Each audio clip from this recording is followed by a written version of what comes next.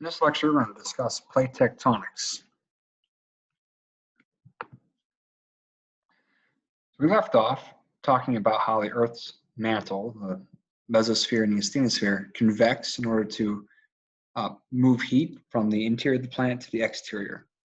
And in this convection, if you remember, warm, less dense mantle material rises, and it cools on the surface, and as it cools, it becomes denser and it sinks. And this process of hot, less dense mantle material rising and cooler, denser material sinking is known as convection. So this is what happens in the mesosphere and the asthenosphere. But remember, the outermost layer, the brittle lithosphere, is on top of the asthenosphere.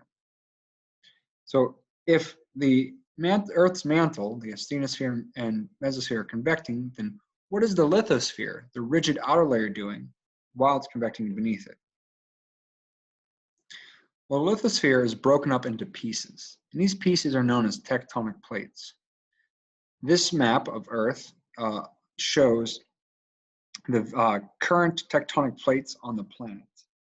Some plates are very large, like the North American plate that we live on, the Pacific plate, or the Eurasian plate, where other plates we have some medium-sized plates like the South American plate, African plate, and we also have some tiny plates, Nazca, Cocos, the Juan de Fuca plates. We have all different size plates on the planet. And these plates are pieces of the lithosphere. And the lithosphere can be broken into pieces because it's brittle. And we know where these boundaries between plates are because earthquakes and volcanoes occur at those boundaries. Later on in this course, we'll discuss why. And when we map the locations of earthquakes and volcanoes, they map out the actual plate boundaries. So we can see the red dots indicate earthquake locations, and the black triangles are volcanoes that are active volcanoes above sea level. You can see how the earthquakes and volcanoes trace out these plate boundaries. And so that's how we can, one way that which we map these boundaries between tectonic plates. All right. So as the mantle convects beneath the lithosphere, it's moving. And so it has what we call convection currents, convective currents. And the lithosphere, I say this in quotes, floats on the asthenosphere beneath it, the soft asthenosphere beneath it. And as the asthenosphere moves, it pulls the lithosphere with it, just like how a boat floating in water moves with the water if there's a current in the water. So the moving asthenosphere, as it convects, moves the pieces of lithosphere that float on top of it.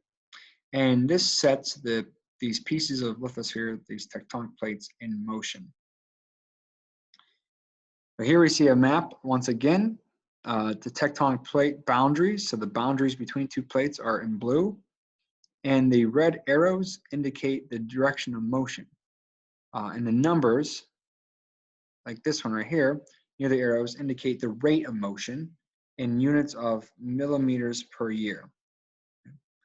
So if you divide it by 10, that gives you centimeters per year. So for example, these two plates are moving away from each other, as these arrows indicate, at a rate of 33 millimeters per year, or 3.3 centimeters per year. You can see other parts, or these plates are moving alongside each other at a rate of 35 millimeters per year, or 3.5 centimeters per year. And in other locations, like here, this is actually one of the boundaries in red. This plate's moving this way, and this plate's moving this way, so they're moving toward each other in that plate boundary. Here's another plate boundary moving toward each other at a rate of 72 millimeters per year. To give you a sense, a millimeter is the thickness of a dime. So a plate that's moving at 33 millimeters per year, it's moving a distance that's equal to the thickness of, say, 33 dimes, right? Which is not much in 1 year, but geologic time is vast and the years accumulate, and so small amounts of motion can result in large movements over the course of hundreds of millions of years. So as we saw in the last figure, the plates can move differently relative to each other along their boundaries. There's actually 3 different ways they can move. They can move away from each other, and plate boundaries that move away from each other are known as divergent plate boundaries. They can move alongside each other. Plate boundaries where they move alongside each other are known as transform plate boundaries, and then they can move toward each other. Plate boundaries where they move toward each other are known as convergent plate boundaries. First, we're going to take a look at divergent plate boundaries.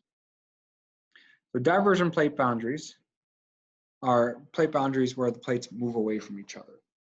And they form above the convecting upwellings in the mantle, where warm mantle material is rising. And as the warm mantle material rises, it pulls the lithosphere that's over top of it apart, creating a divergent plate boundary, where the plates are moving away from each other. So these now are known as divergent plate boundaries, but they're also known as spreading centers or mid-ocean ridges. And the reason they're called mid-ocean ridges is because they take the form of a ridge that runs along the sea floor. So what happens is, as the lithosphere is pulled away, you think a gap would form between them, but we don't observe that gap. That's because at the divergent plate boundary, new lithosphere is formed. A new lithosphere is formed because mantle rock in the asthenosphere undergoes partial melting. And why this rock partially melts is because the rock in the mantle here is coming up from a large depth as part of this convection process. This rock down here is at very high temperature, because remember, the temperature is very high. The temperature increases the deeper you go. It's also at very high under a lot of pressure. As it nears the surface, the pressure that the rock is under decreases because it's closer to the surface, but it's still at a very high temperature. So it's at a high temperature, low pressure. So the rock at these high temperatures but low pressures is no longer stable as a solid, completely stable solid. So the rock begins to partially melt because it has been decompressed. It's under less pressure from moving closer to the surface. And this process of mantle rock partially melting as it ascends towards the surface due to a decompressing is called decompression melting. Okay, and this decompression melting, right here, that produces this partially molten rock, and the magma, the molten rock, rises towards the surface, where it places itself into the rock, and sometimes it comes up to the surface and erupts, and it solidifies and forms new rock. And so this rock is what's filling in, this newly formed rock is what's filling in this gap. And so new lithosphere is being formed here by volcanism. And so at divergent plate boundaries, the plates move away from each other, and new tectonic plate, new lithosphere is formed along the plate boundary. So what evidence do we have? Now, we can't go and watch this happen in front of our eyes because it's occurring very slowly. So we have to look at evidence, indirect evidence. We can't just directly observe it. So we have ships that can drill down through the seafloor, and they collect what are called core samples, where the drill bit is a hollow cylinder, and whenever they pull it up, inside of it is a cylinder of the material that the drill bit drilled through. And so we pull up the sediments, sediments are the loose, unconsolidated materials that settle to the seafloor. So we pull up the sediments and then some of the actual rock, the seafloor rock. And if you'll notice, here's the mid-ocean ridge, right here, the divergent plate boundary. And the further you drill through the seafloor away from the ridge, the thicker the sediments are. The sediments get thicker and thicker and thicker the further you go. And the same thing happens if you go in the opposite direction. The sediments are thicker the further you go.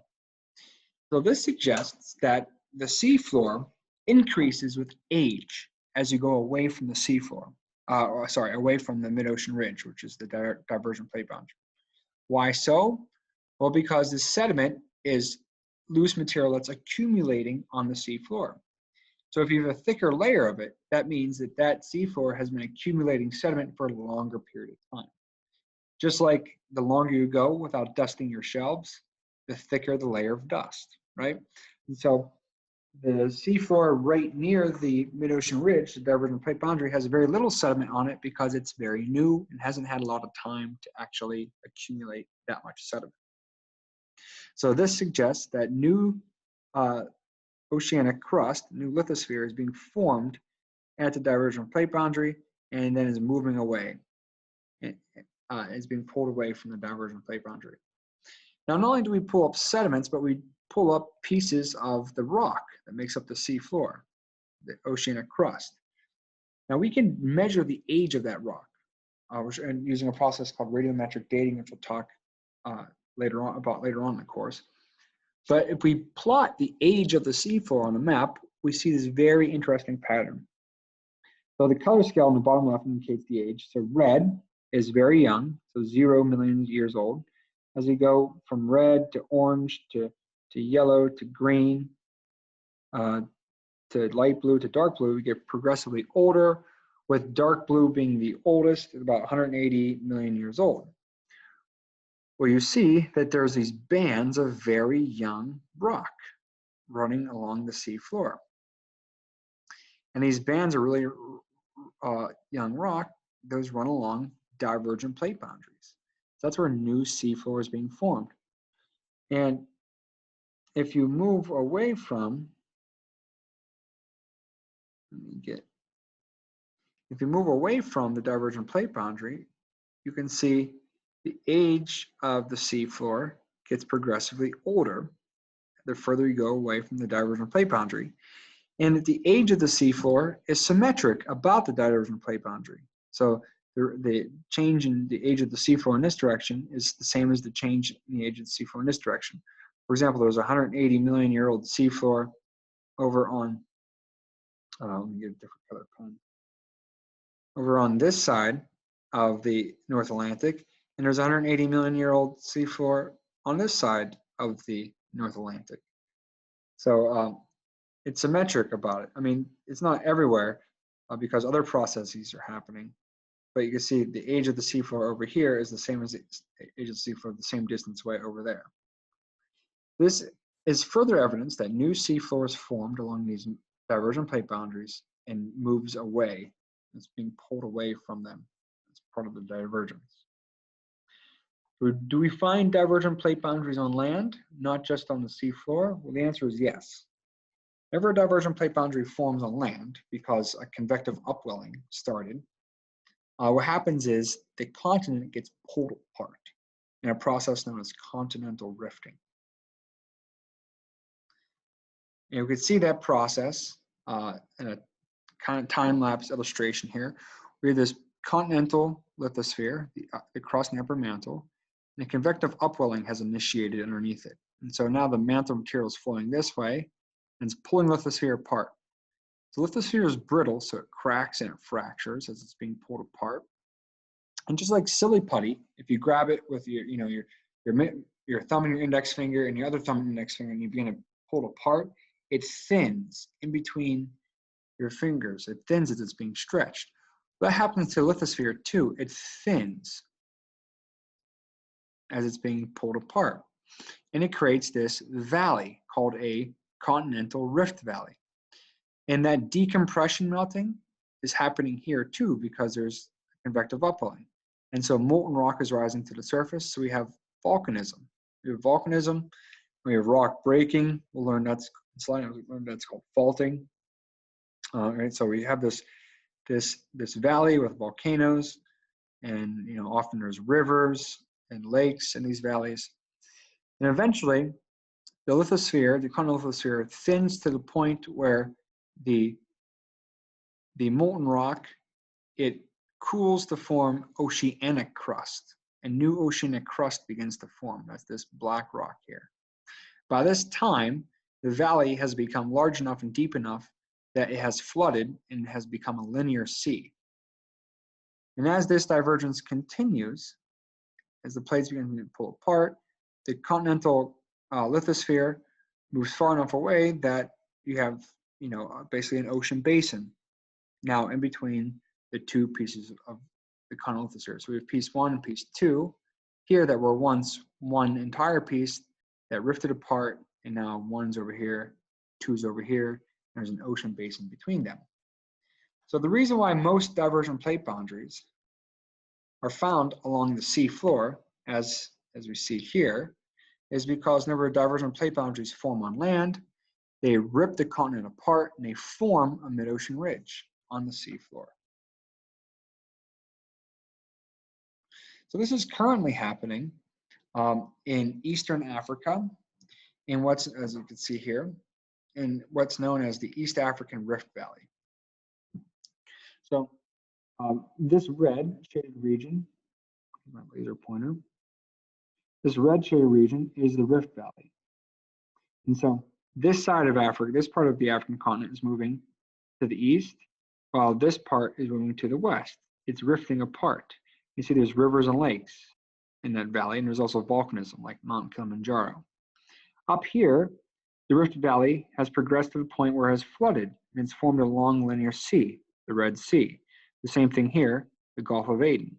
And so this rifting is occurring because the Arabian plate is moving in this direction, away from the African plate, and this other plate over here to the southeast. So eventually, this Rift Valley will flood as well. It'll be a linear sea, and these parts of Africa, Somalia, Mozambique, and so forth, will rift apart and be separate from the rest of Africa. Now, if you remember from Disney's The Lion King, whenever Mufasa was killed by the stampede, if you remember, it was in that valley with a very steep side. So I think that's Disney's interpretation of the East African Rift Valley, right? That Rift Valley at the steep sides. And also volcanism in the area. If you remember the part of the movie where Scar and the hyenas saying, "Be prepared." There's that, volcanism, the geothermal activity, the steam, and so forth.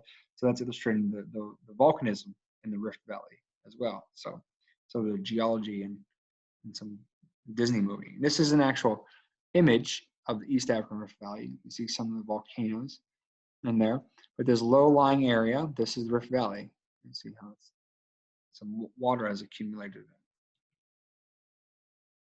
So a Rift Valley, well, I should say, the continents were once together at about 210 million years ago in a large supercontinent called Pangaea, and it rifted apart, just like Africa is.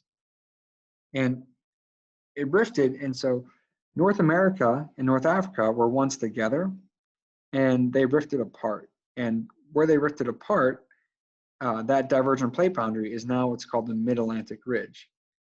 So North America was once, so right here, the edge of the continent right here was right here, and the edge of Africa right here was right here, and they rifted apart. And as they rifted apart, new Oceanic Lithosphere began to form between them, and as the spreading continued, the ocean basin grew in size in between them. So the Atlantic Ocean is still growing wider as the plates move this way because of this divergent plate boundary. So if you go, about 180, 190 million years ago, you could have walked from North America to Africa.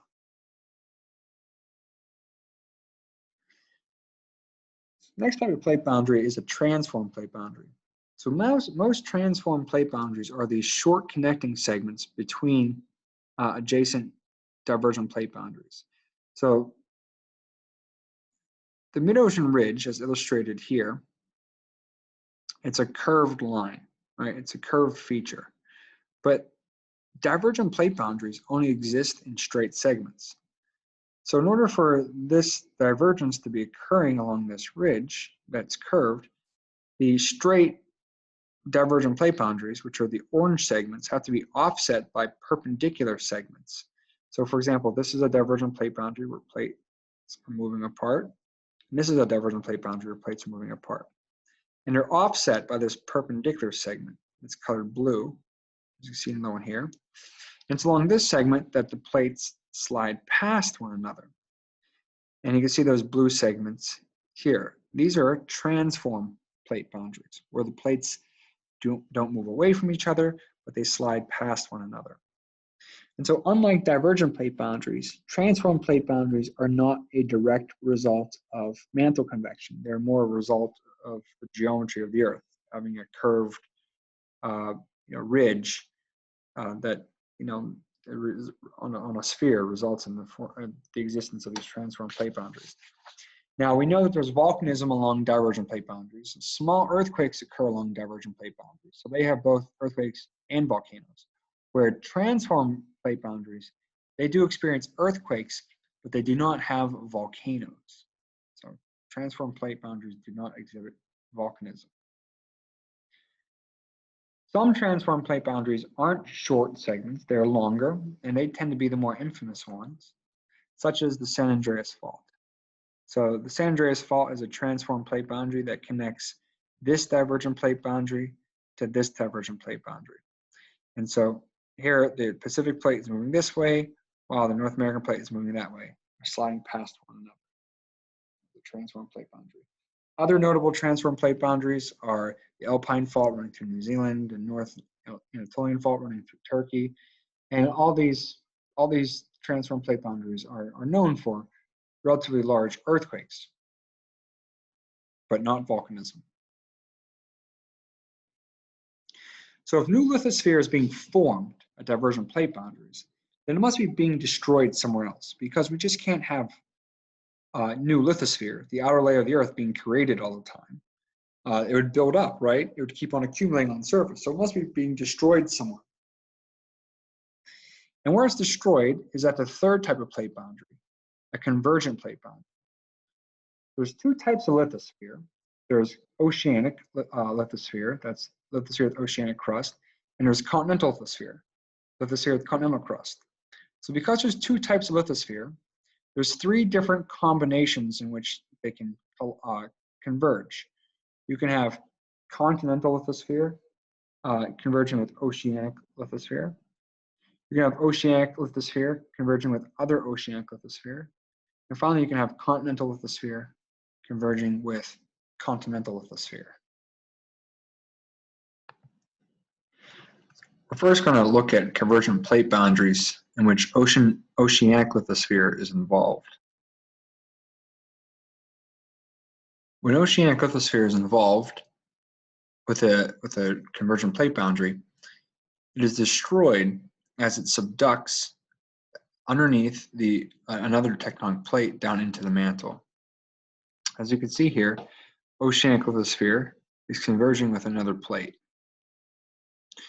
Oceanic lithosphere being very thin, having very thin oceanic crust, is not too different from the rest of the mantle beneath it in composition, and so it can easily sink down into the Earth's mantle.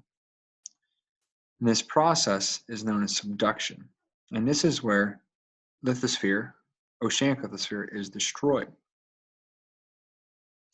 And regions in which this occurs are known as subduction zones.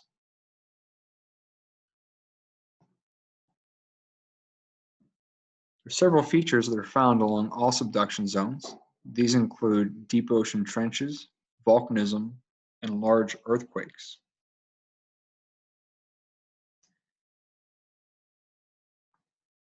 There are two types of subduction zones. The first occurs when there is an Oceanic-Continental Convergent plate boundary. In this case, the oceanic lithosphere always subducts under continental lithosphere. Continental lithosphere has this thick continental crust that's made mostly of rocks like granite, whose density is too low to sink down into the mantle. So continental crust never subducts. Oceanic lithosphere always subducts under continental lithosphere. But in this case, where the two plates meet forms this depression along the plate boundary, this linear depression. This is the deep ocean trench, as you can see here. The trench is formed by the overriding plate's edge being flexed down as the oceanic plate subducts underneath it. The other feature is volcanism. The volcanoes run along the subduction zone, as these volcanoes seen here, and they always occur on the overriding plate. In this instance, because the overriding plate is a continental lithosphere, the line of volcanoes along the subduction zone is known as a continental volcanic arc. Continental because it's on the continents, volcanic because obviously they're volcanoes, but it gets the term arc because most subduction zones are curved on the planet, and so the volcanoes that run along the subduction zone often occur in arcs. And finally, the third feature, which cannot be seen in the static image, is large earthquakes. Large earthquakes result from the overriding plate being flexed down by the subducting oceanic lithosphere, and then every so often it's snapping back. And we'll see this process illustrated more when we talk about earthquakes later on in the course. Here we can see an example of oceanic-continental convergence and subduction, where the Nazca Plate here is converging with the South American plate here. Now the shade of blue indicates the depth of the ocean. Light blue, as seen here, is very shallow water. And then dark blue, and the darker the blue, the deeper the water. You can see this line of dark blue running along the coast, the west coast of South America. All right. So this is the trench. This is the deep ocean trench. And so this is the subduction zone. This is where the Nazca Plate is converging with and subducting under the South American plate. These colored triangles, the red and yellow triangles, those are active volcanoes. You can see the active volcanoes running along the subduction zone. Then the third feature, large earthquakes, is also found here. West coast of South America is very prone to large earthquakes. In fact, the largest earthquake ever recorded, 9.6 magnitude earthquake, was recorded off the coast of Chile in 1960. Another feature that forms along oceanic continental subduction is a coastal mountain range, as seen with this brown here to indicate higher elevation. These are the Andes Mountains. And coastal mountain ranges are formed in oceanic continental convergence because the convergence results in the continental crustal rocks being deformed. Like the hood of a car in a car accident that gets crumpled up, the continental crust is crumpling up, forming topography along the edge of the continent. You'll notice on the eastern edge of South America, there is no trench. There are no mountains, there are no volcanoes. So this is not a plate boundary. So even though there's two different types of crust, there's continental crust here and oceanic crust here, they are the same tectonic plate. So the same tectonic plate can have different types of crust. And not every coast or edge of a continent is a plate boundary. The edge of a continent where there is a plate boundary is called an active margin, like the west coast of South America, and the edge of a continent without a plate boundary is known as a passive margin, like the east coast of South America. The edge of North America that we live along, the east coast, is a passive margin, just like the east coast of South America, where there is no plate boundary.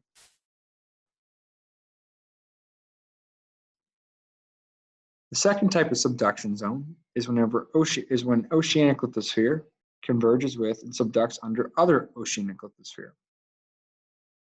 So which plate subducts? Well, the answer is the older plate. The older plate subducts because it's colder, and because it's colder, it's denser.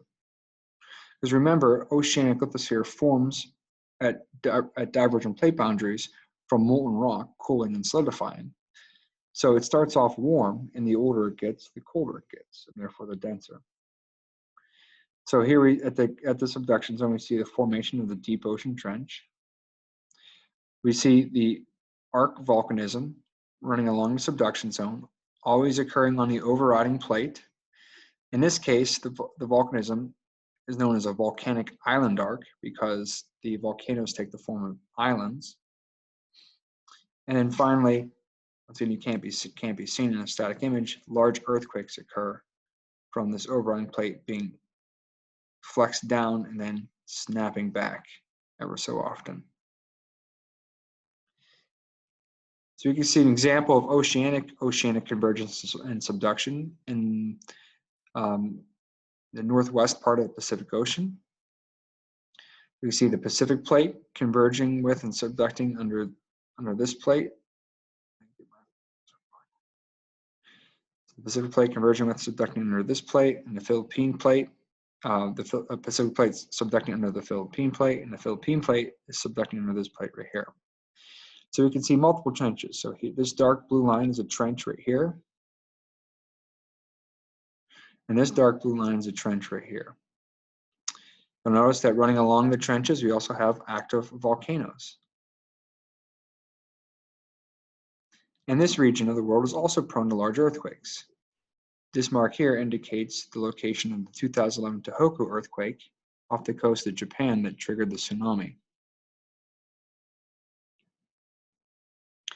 So in this case, the volcanoes don't form on a continent, but they form on oceanic crust. And the volcanoes grow in size, they reach above sea level, and as they become larger, they form volcanic islands. As you can see, the Japanese islands are nothing but volcanic islands.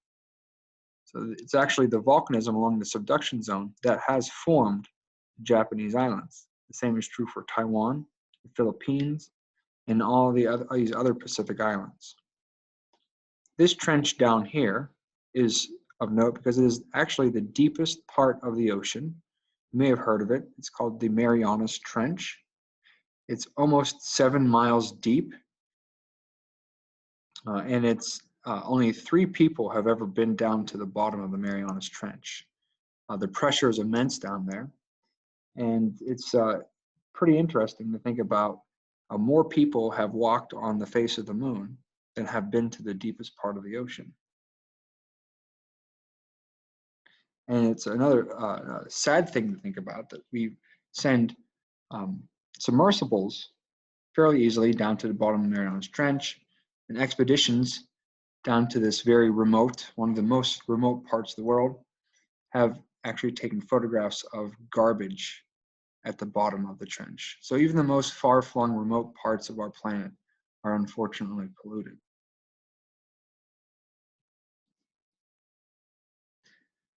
So to summarize subduction zones, we have 2 types. Each involve oceanic lithosphere. One is Oceanic-Continental subduction, where the denser oceanic lithosphere always subducts under the less dense continental lithosphere. We have oceanic convergence and subduction, where the older oceanic lithosphere, which is colder and therefore denser, subducts under the younger oceanic lithosphere. So due to this, older oceanic lithosphere always subducts under younger oceanic lithosphere. So one of the features that we mentioned that's associated with all subduction zones is volcanism. This volcanism forms on the overriding plate. But a good question to ask is, why does this volcanism occur along subduction zones? This question went unanswered for many years by geologists. Some hypotheses included that as the oceanic lithosphere subducted, as it went deeper in the Earth, we know that pressure and temperature increases, and some geologists thought, well, this oceanic lithosphere, it begins to melt, and then the melt rises to the surface and results in volcanism. Others thought, well, as the oceanic lithosphere subducts down into mantle, there's friction, and that friction generates heat, which causes the mantle rock above the subducting oceanic lithosphere to melt. Neither of those hypotheses turned out to be correct, and one of the reasons why the answer was elusive to geologists for so long was because it's very unintuitive. The reason why there is volcanism along subduction zones is because of water.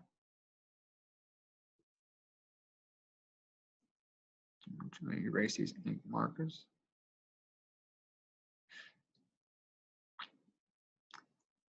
Remember that this oceanic crust formed at a divergent plate boundary, a mid-ocean ridge at the bottom of the seafloor. So it formed from molten rock erupting at the seafloor and then cooling underwater. So water molecules got trapped in the crystalline structure of the rock. So individual water molecules are trapped in the crystal lattice of the rock. There's also water trapped in the sediments deposited on the seafloor. And as the oceanic lithosphere subducts under the overriding plate, that water that's trapped in the oceanic crust and the sediments on it is transported down into the mantle. Now, once it gets to about 100 kilometers depth, the pressure and temperature is large enough that the oceanic crust is no longer chemically stable. Remember that this rock formed near the surface, at temperatures and pressures associated with the surface. So that's the pressure and temperature regime which are stable. Well, down here, at these high pressures and temperatures, they're no longer stable and they begin to undergo chemical reactions. Later in the course, we'll learn that this is called metamorphism, and the rock is metamorphosing. In the process, that trapped water that's transported down by the oceanic crust is released while the rock is metamorphosing. Those water molecules then migrate out of the oceanic crust and into the overlying mantle rock. Now, this mantle rock is infused with the water, so we see the water being transported down here, the water being released due to the metamorphic reactions. And whenever this mantle rock is infused with the water, what happens is the rock begins to partially melt. So why does the rock partially melt? Well, this water is very hot. These water molecules are very energetic. They're vibrating very vigorously. As they move up into the rock, they break the chemical bonds between the atoms in the crystal lattice of the solid rock. And so we can think of other instances where another substance can influence the freezing or melting temperature of another substance, like salt and water. Whenever we dissolve salt in water, we change its freezing point. We depress it. So salt water freezes at a temperature below 0 degrees centigrade at atmospheric pressure. Why is this? It's because the water molecules have to bond together in order to freeze. But if sodium and chloride, which is salt, is dissolved in the water, then the water molecules have to reach around those sodium and chlorine atoms in order to form those bonds, to form the crystal lattice of the solid. And so you have to remove more energy from them to be able to reach around those atoms. And so a very similar but the reverse process is going on here, where the higher energy water molecules, when they break the bonds of the solid crystal lattice of the rock, causing it to partially melt. The partial melting of the mantle rock due to the infusion of this water results in magma. The magma, being liquid, is less dense than the solid rock around it, so it begins to rise to the surface because it's buoyant. And it nears the surface, it begins to pond and builds pressure in these bodies called magma chambers, until the pressure is large enough where it can break through the overlying rock and result in a volcanic eruption. We're going to discuss this process in a lot more detail when we talk about volcanism later in the course. But so volcanism occurs along subduction zones in the overlying plate because the subducting oceanic lithosphere transports water down into the mantle. That water is released, causes the mantle rock to partially melt. The molten rock rises to the surface and results in volcanism. Here in this illustration, you can see this process: the oceanic lithosphere converging and subducting. Water is being released, causing the mantle rock to partially melt. The melt rising, resulting in arc volcanism along the overriding plate. The third and final type of convergent plate boundary is continental-continental convergence.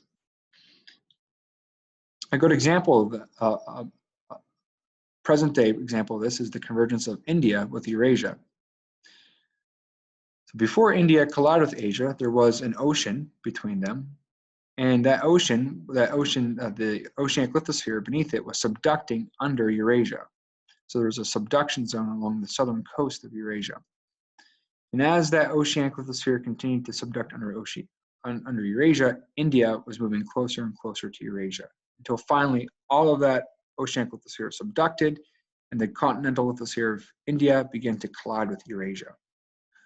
Now, because the continental lithosphere of India was attached to the subducting oceanic lithosphere, the leading edge of that continental lithosphere was pulled underneath the continental lithosphere of Eurasia. But if you remember several slides back where I said continental lithosphere can never subduct, this continental lithosphere of India, it doesn't continue down to the mantle. Rather, it slides underneath the continental lithosphere of Eurasia. Very similar to two rafts on a swimming pool. Right? If you push those two rafts together, what happens is one raft slides underneath the other, pushing the other up. You can see that's happening here. The convergence, where they're colliding, is forming the Himalaya Mountains. The Himalaya Mountains are the result of the continental crust of Eurasia, as rocks crumpling up, forming the topography. And behind the Himalayas is the Tibetan Plateau, a region of elevated land. That elevated land is elevated because the Indian continental lithosphere is sliding underneath the Eurasian continental lithosphere, pushing it up, just like the rafts in the pool. So this, unlike Oceanic-Continental Convergence, which forms a coastal mountain range like the Andes, Continental-Continental Convergence forms inland mountain ranges. And this plate boundary, Continental-Continental Convergence, forms the largest mountain ranges on the planet. So currently, the Himalayas are some of the largest mountains. A similar process such as this occurred where we are currently standing about 300 million years ago, where what is now North America collided with what is now Africa, whenever the supercontinent Pangaea was forming, and formed a large mountain range very similar to the Himalayas. Those mountains we call today the Appalachian Mountains. They've weathered away and are small foothills compared to what they used to be. But those mountains are formed by this process of continental-continental collision several hundred million years ago. Another feature I'd like to talk about with plate tectonics are hotspots. So hotspots are volcanic features that do not occur along plate boundaries. They occur within a plate. And they're the result of these small pipe-like upwellings of mantle material known as plumes. And these upwellings are different from the convective upwellings in the mantle, where they're very small and isolated. And where these plumes, these upwellings, reach the surface, that decompression melting process happens as it does in convective upwellings, where the very hot mantle rock is under large amounts of pressure, nears the surface, it decompresses, and because it decompresses, it partially melts. Then that molten material rises to the surface and results in volcanism, as we can see here. And so we have hotspot volcanism above these mantle plumes. Now, the interesting thing is these mantle plumes, they remain fairly stationary in the mantle while the mantle convects. Now, we don't really know why. Some thoughts are that the rate of motion in the upwelling of the mantle plume is significantly different enough from that of the convection of the mantle that they're decoupled. But we don't have a firm grasp of actually why they remain stationary.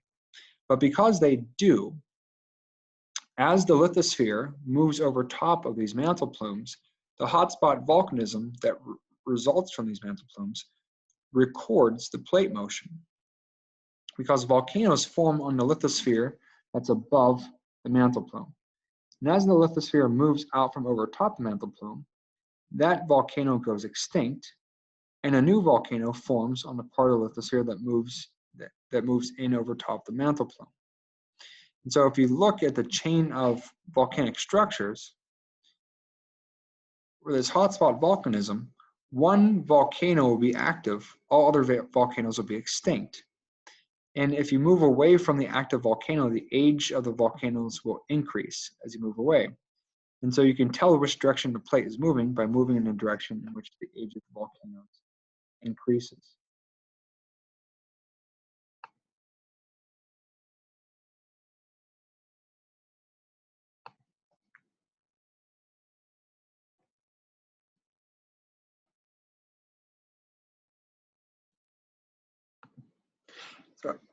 This figure comes from an animation. It's hyperlinked in the PowerPoint slide. It's not working on my computer right now, so I tried to show it, but it's not working. But if you can, try to open up the PowerPoint slides on Blackboard and look at this hyperlink. You'll see that this decompression melting results in magma that rises and it forms a volcano. Meanwhile, the oceanic lithosphere is moving this way. So this volcano moves out from over top the hotspot and it goes extinct, while the new piece of lithosphere that moves over top of the plume, a new volcano forms. And as the lithosphere continues to move, it moves out from over top the mantle plume and, oh, nope, that's not there. And it goes extinct. As you can see, the active volcano is always atop the plume. As you move in the direction the plate's moving, the volcanoes are extinct and are older in age. So this is the first one. It was originally here, then it moved to here, and then this one was the second one, and then this one is the current one. So the Hawaiian Islands are a poster child for hotspot volcanism. The big island of Hawaii, which is actually called Hawaii, the state of Hawaii is named after the big island. It's the only island that has active volcanism. It has active volcanoes, different parts of the island. The youngest is Lohi. It's actually not above sea level yet. All the active volcanism is pretty much on this side of the island. So it had volcanism from 0.7 million years ago to today. See Maui, it had volcanism a little less than 1 million years ago. Molokai, 1.3 to 1.8 million years ago. Oahu, 2.2 to 3.3 million years ago. And Kauai, 3.8 to 5.6 million years ago. So what does that mean? Well, 2.2 to 3.3 million years ago, this was located here, where the active volcanism is. And 3.8 to 5.6 million years ago, this was located here. So the Pacific Plate has moved this far in 3.5 to 5.6 million years. So because this is the oldest island, does that mean that the volcanism started 5.6 million years ago? No, not necessarily, because this is the biggest island because it's the active volcano. And so what happens is, as each time there's a volcanic eruption, material is added by a lava flow. And so mass is being added by eruptions, and mass is being removed by weathering and erosion. Or for these extinct volcanoes, material is only being removed by weathering and erosion, so they get smaller and smaller with time.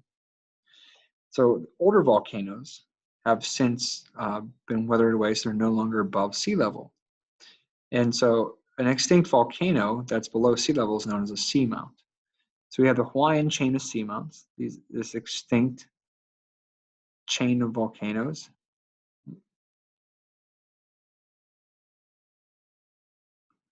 This extinct chain of volcanoes right here. Some of the islands are still above sea level, like the island of Midway. It's 27 million years old, so that means that it was here 27 million years ago and traveled this far in 27 million years. Interesting thing is around 40 million years ago, the seamount chain turns. This is the Emperor seamount chain, and this island is above sea level still.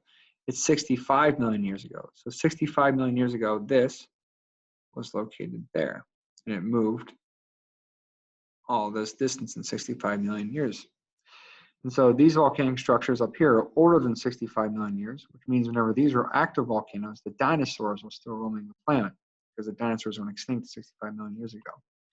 And who knows how long this volcanism has been occurring at this hot spot, because older volcanic structures may have been, if they existed, were destroyed by this subduction zone. They're subducted by the subduction zone, this trench right here. So the volcanism is here. This is where the mantle plume is, and you can see how the Pacific Plate has moved over top of that plume. over the course of millions of years.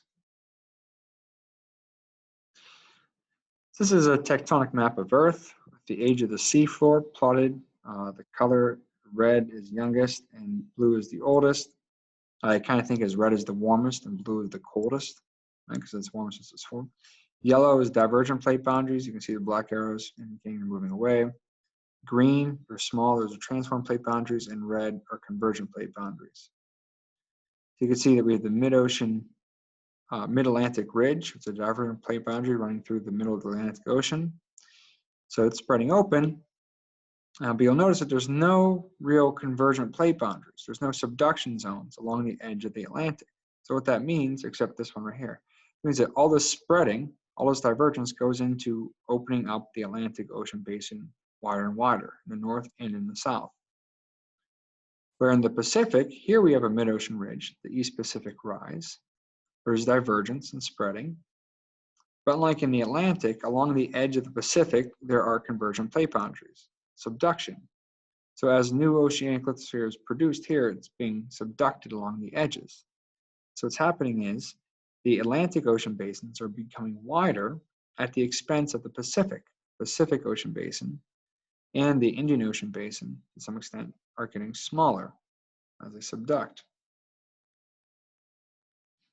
Right, so there's about the same number of subduction zones. You think,